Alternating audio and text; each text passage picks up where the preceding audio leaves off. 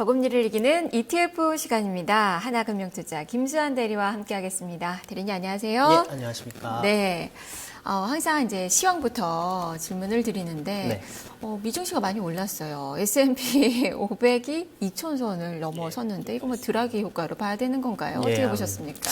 아무래도 예상보다 굉장히 강한 22의 정책 발표가 지난주에 있었고요. 뭐 금주 이제 뭐 내일이잖아요. FOMC에 대한 결과가 나오기도 전에 증시가 좀 가파르게 좀 상승을 하는 모습을 보였습니다. 뭐 대부분의 예상했던 전문가들의 예상을 조금 벗어나는 그런 강한 그런 정책이었고요. 중국 증시 같은 경우에도 양회 이후에 조금 안정된, 뭐 조금 하락하기도 하고 상승하기도 하지만 이전에 비하면 굉장히 좀 양호한 흐름을 이어가고 있고, 뭐 다시 세계 증시는 좀 중국이 좀 조용하니까 다시 영국의 브렉시트 얘기가 조금씩 나오곤 있는데요. 일단 영국 내에서의 그런 여론조사 결과를 통하면 브렉시트를 찬성하는 쪽의 여론 결과가 좀 더 많이 나왔다고 합니다. 그래서 다시 한번 이제 중국 증시나 뭐 뉴욕 증시가 조용해질 경우에는 세계의 모든 초점이 다시 한번 영국 쪽을 향할 거라고 생각이 좀 들고요. 이런 흐름들은 좀 보시는 게 좋을 것 같고, 일단 뉴욕 증시 앵커님께서도 말씀해 주셨지만 당장은 2,000선을 돌파해서 좀 굉장히 좀 좋은 흐름을 나타내는 걸로 보이지만 실제적으로 안을 좀 자세히 들여다보면 조금 생각해 보아야 될 게 좀 많습니다. 첫 번째로는 일단 S&P 뉴욕 증시에 대한 자본 유출이 사상 최대치를 나타냈다는 그런 기사들이 지금 나오고 있어요. 그만큼 지금 향후 S&P 증시가 굉장히 좀 불안할 것이라고 예상하는 투자자들이 좀 많다고 좀 판단이 되고, 그다음에 뭐 FOMC가 아직 시작되지는 않았지만 뭐 지금 옐런 의장이 가장 우려하고 있는 것은 뭐 경제에 대한 그런 안정감을 투자자들에게 확신을 심어주고, 그 다음에 금리 인상은 빠르게 일어나지 않을 것이라는 그런 흐름들, 이런 흐름들을 투자자들에게 줘야 되지만 만약 이런 것이 조금 제대로 전달되지 않거나 혹은 이렇게 예상되는 것처럼 발표가 되지 않을 경우에는 뭐 미국 증시에 대한 그런 자본 이탈이 굉장히 좀 심화되고, 그리고 실질적으로 미국 가계소득이 그 금융위기 이후로 지금까지 특별하게 뭐 주식시장이 올라가서 증가된 거 외에는 실질적인 가계소득이 증가된 그런 게 별로 없다는 분석들이 또 좀 많이 나오고 있습니다. 만약에 증시가 급속하게 무너질 경우에는 미국의 그 가계소득이 값이 줄어들게 되고, 이는 소비 위축으로 이어질 수 있기 때문에 소비 위축은 미국 경제에 굉장히 큰 타격을 줄 수 있는 그런 부분들입니다. 그래서 자넷 옐런 의장이 목요일 날 어떤 발언을 할지, 대부분의 전문가들은 뭐 3월엔 당연히 금리 인상은 하지 않는다 하지만 이후에 금리 인상은 하겠지만 굉장히 점진적으로 천천히 하겠다는 뉘앙스로 발언할 것으로 예상을 하는데, 이렇게 발언을 하더라도 시장이 어떻게 반응할지는 지금 뭐 당장 내일 날짜니까요. 내일 날짜 좀 두고 보시면서 보시는 게 좋을 것 같습니다. 네, 일단 FOMC 뭐 3월은 금리가 동결될 것으로 보고 있어요. 금리 올릴 확률은 0%다라고 이야기가 되고 정말 있고. 두려운 건 0%인데 이걸 금리 인상을 한다. 이건 정말 시장 충격이거든요. 네. 충격인데 미국 증시나 뭐 자네 옐런 의장이 일부러 시장에 충격을 줄 이유는 전혀 없어요. 걔네들은 이제 시장을 안정화하는 게 가장 큰 목적이기 때문에 아무래도 3월은 뭐 0%, 정말 0%라고 생각이 들고요. 동결하고 대신 6월, 9월 어떤 식으로 앞으로 일어날지에 대한 얘기를 얼마만큼 시장에 안정을 주면서 이어갈지, 이거에 대한 발언을 한번 주목해 보시는 게 좋을 것 같습니다. 네, 일단 뭐 시장에서 6월 금리 인상을 많이 점치고 있는데 이번에 또 옐런 의장의 기자회견이 있어서 그렇죠. 그 시그널을 좀 주목을 해서 살펴봐야 될 것 같아요. 네. 자, 그러면 또 상품 시장 이야기를 해보죠. 유가는 보니까 좀 지난주까지 랠리가 지나쳤다는 그런 분석들이 좀 많이 나왔는데 좀 조정을 좀 보였죠. 뭐 유가 같은 경우에는 근본적으로 공급 과잉에 대한 그런 우려는 계속 나왔기 때문에, 그리고 실제적으로 공급 과잉에 대한 그런 부분들을 해결하기 위한 뭔가 협의는 조금 일어나는 것 같지만 실제적인 액션은 아직까지는 별로 없었고, 그렇기 때문에 추가적으로 뭐 가파르게 박스권을 돌파하면서 40불 이상으로 올라가는 그런 흐름은 뭐 제가 지난주에도 조금 그런 흐름은 나타나긴 아직은 좀 시기상조다, 어려울 것 같다라고 말씀드렸던 것 같은데 역시나 뭐 40불 돌파하지는 못했었고요. 뭐 대신 또 그렇다고 해서 예전만큼 또 20불 아래 뭐 20불대로 하락하느냐, 또 그것도 아니다. 왜냐하면 예전부터 또 계속 말씀드렸다시피 이전과 지금의 가장 큰 차이는 산유국과 비산유국들이 원유 가격을 조금 관리하는 그래도 모습을 좀 보인다. 뭐 이런 부분들이 있었습니다. 게다가 이제 뭐 명확하진 않은데 4월 중으로 뭐 오펙과 비오펙 국가 간에 아무래도 뭔가에 조금 만남이 있을 것이라는 그런 예보들이 조금씩 나오곤 있어요. 뭐 확인되지 않은 예보긴 하지만 이런 예보들만으로도 충분히 유가가 여기서 추가로 하락하지는 않을 것이라는 그런 기대감에 어느 정도 바닥은 좀 지지될 수 있을 거라고 생각이 들고요. 뭐 전체적으로 지금 유가가 어느 정도 흘러가는지에 대해 말씀을 드리자면 뭐 하나 돌발적으로 나온 뉴스 중에 하나가 이것도 뭐 확인되진 않은 뉴스예요. 뭐 증권사에 지금 나오는 그런 뉴스들을 좀 종합해서 좀 참고적으로 말씀을 좀 드리자면, 푸틴 대통령이 이제 그 시리아 전쟁에서 그 군대를 좀 철군하기로 명령을 했다라는 얘기들이 좀 나오고 있습니다. 이건 단기적으로 뭐 시리아에 대한 그런 중동이잖아요. 중동에 대한 그런 지정학적 불안이 조금 약화된다는 걸 의미하고, 이는 단기적으로는 유가가 조금 더 안정세를 보일 수 있다. 그러면 유가 공급이 안정세 보이면 당연히 유가는 하락할 수 있겠죠. 단기적으로는 하락할 수 있다. 하지만 또 반대적으로 생각하면 뭐 당장은 러시아가 뭐 사우디아라비아와 함께 시리아에서 대리전을 펼치는 그런 형국도 많이 좀 보이고 있었는데, 러시아가 이제 철군을 하게 되면서 뭐 사우디와 뭐 그랜드 바겐이라고 하는 뭐 이제 더 이상 너와 내가 뭔가 이렇게 서로 대립하는 게 없으니까 원유 가격을 우리 합심해서 한번 제대로 한번 다시 올려보자, 뭐 이런 식으로 협의가 일어날 수도 있을 것이라는 전문가 의견들도 좀 많이 있기 때문에, 지금 제가 볼 때는 단계적으로 뭐 올라갈 만한 시황도 떨어질 만한 시황도 없는데 굉장히 좀 박스권 구간이지만, 단기적으로 봤을 때는 아무래도 하락 추세가 조금 더 나타나고 반등이 나오더라도 그 이후에 나오지 않을까라고 개인적으로 좀 생각을 합니다. 뭐 원유 시황은 뭐 이 정도고요. 천연가스 같은 경우에는 뭐 지난주, 지지난주 계속 말씀드렸지만 굉장히 안 좋았던 시황들, 뭐 날씨가 너무 온화하다, 뭐 그리고 공급 과잉이 계속 이어진다. 금주에도 뭐 변함없습니다. 계속 이런 시황들이 이어지고 있고요.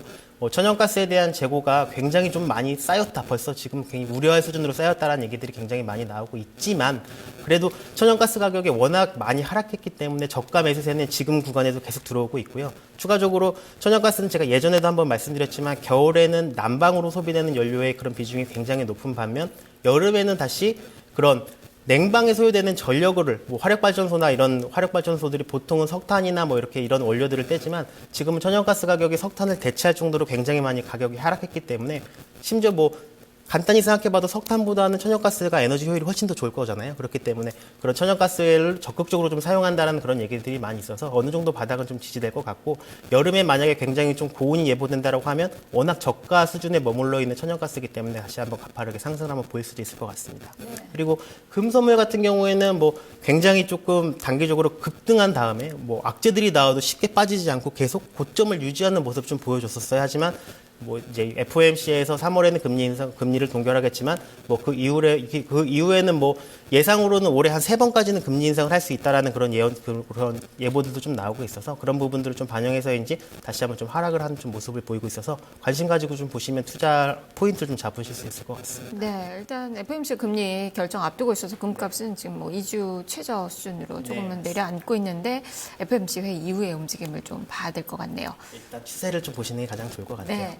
자, 그러면 이제 지난주에 추천을 해주셨던 이 상품, ETF를 봐야 될 텐데, 방향이, 뭐 뉴욕 증시가 오르다 보니까 방향이 좀 틀렸습니다. 이 결과만 놓고 본다면은 좀 좋지 않지만, 내용을 잘 들으셨던, 지난번 방송 내용을 들으셨던 분들은 손절 라인을 또 알려주셔서 2,000선 넘어서면 이제 손절을 말씀해 주셨는데, 이걸 다 잘 지키셨으면 괜찮은데, 그렇지 않으면 이제 근심을 또 안고 계실 것 같거든요. AS를 좀 해주세요. 일단 뭐 준비된 화면 보면서 먼저 말씀을 드리겠습니다.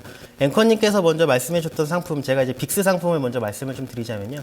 S&P가 단기적으로 1900선 후반까지 왔었습니다. 그래서 제가 추천을 드리되, 2000선이 그동안 계속 지지선 혹은 저항선으로 작용했기 때문에 2000선을 돌파하는 흐름이 나오면 손절하시는 게 맞고, 2000선을 돌파하지 못하고 다시 하락한다면 여기서 빅스를 들어가시는 게 좋을 것 같다라고 말씀드렸는데, 제가 예상한 것보다 훨씬 더 강력하게 ECB에서 굉장히 주식시장에 힘을 불어넣는 발언들이 나왔습니다. 그러면서 뉴욕 증시가 좀 가파르게 좀 상승을 했고, 이에 따라서 조금 손실이 좀 발생이 했었는데요. 지금 S&P 500 지수를 보면 다시 2000선 초반까지 내려와 있어요. 그래서 혹시라도 청산을 못 하셨던 분들이 계시다면 2000선을 이탈하면 빅스 같은 경우에 다시 한번 유효한 상품이 될 수 있으니까 관심 가져서 보시면 좋을 것 같고요.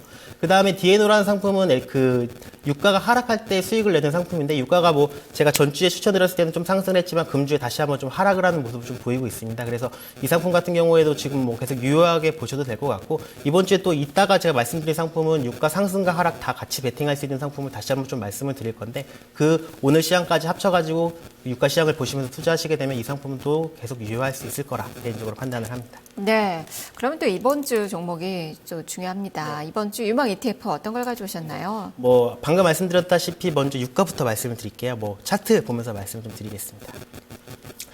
지금 사실 제가 유가 ETF 보통은 상승 아니면 보통은 하락 이렇게 방향을 맞춰가지고 추천을 드리는데, 사실 지금 나와 있는 시황으로는 상승 방향도 애매하고 하락 방향도 애매해요. 하지만 지금 굉장히 하단 부분에서 에너지를 조금 모으고 있는 부분이라 만약에 여기에서 시세가 나오면 좀 굉장히 좀 크게 좀 나올 수도 있을 것 같다는 그런 기분도 듭니다. 왜냐하면 FOMC도 있고요. FOMC 같은 경우에 또 어떤 결과가 나오느냐에 따라서 유가도 굉장히 민감하게 반응할 수 있기 때문에 이번 주에는 상승 방향과 하락 방향의 가능성을 다 열어두고서 매매를 준비하시는 게 좋을 것 같고요.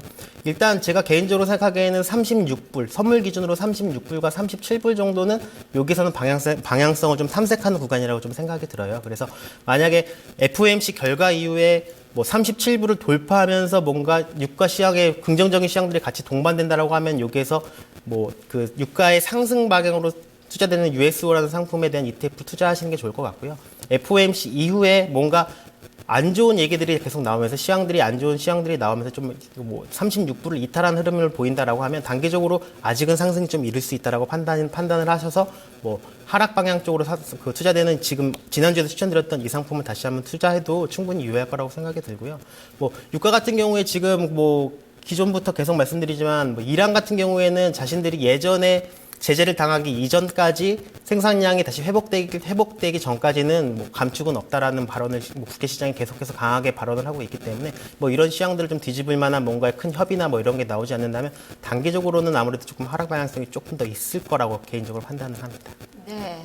그렇지만 그래도 위아래를 다 열어두시고 이번 주는 열어두시는 게 좋을 것 같아요. 네. 그리고 FOMC라는 워낙 큰 이슈가 있기 때문에 미리 들어가서 방향을 맞추면 좋겠지만 사실 방향이 틀렸을 경우에는 기대 손실이 너무 크거든요. 손실이 너무 클 수 있기 때문에 이렇게 빅 이벤트에서는 오히려 빅 이벤트를 보고 나오는 결과를 추세를 맞춰서 들어가시는 게 마음도 편하고 수익 낼 수 있는 확률도 훨씬 높기 때문에 투자의 방향성을 좀 그렇게 맞추시는 게 좋을 것 같아요. 네. 자, 그러면 또 다른 또 ETF 어떤 걸 가져오셨죠? 이번에는 오랜만에 좀 갖고 나왔는데요. 그 DZG라고 하는 그 금 하락에 투자되는 ETF 상품입니다. 이 상품도 차트 한번 보면서 말씀드릴게요.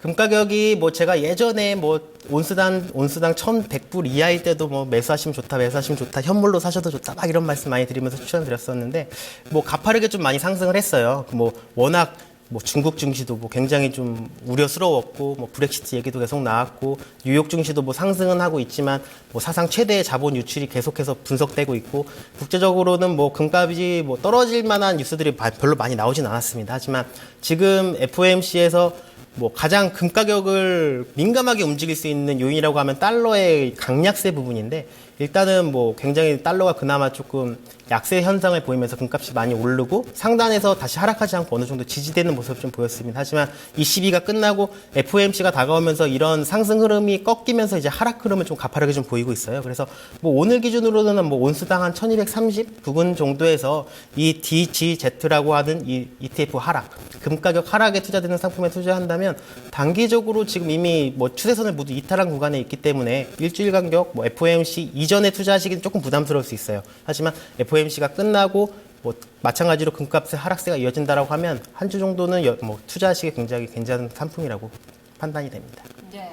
FOMC 회의 이후에도 어쨌든 금 가격은 조금 더 내릴 것으로 조정이 단기적으로는 조금 네. 더 하락세를 맞지 않을까라고 판단합니다. 네, 알겠습니다. 말씀 잘 들었습니다. 네, 고맙습니다.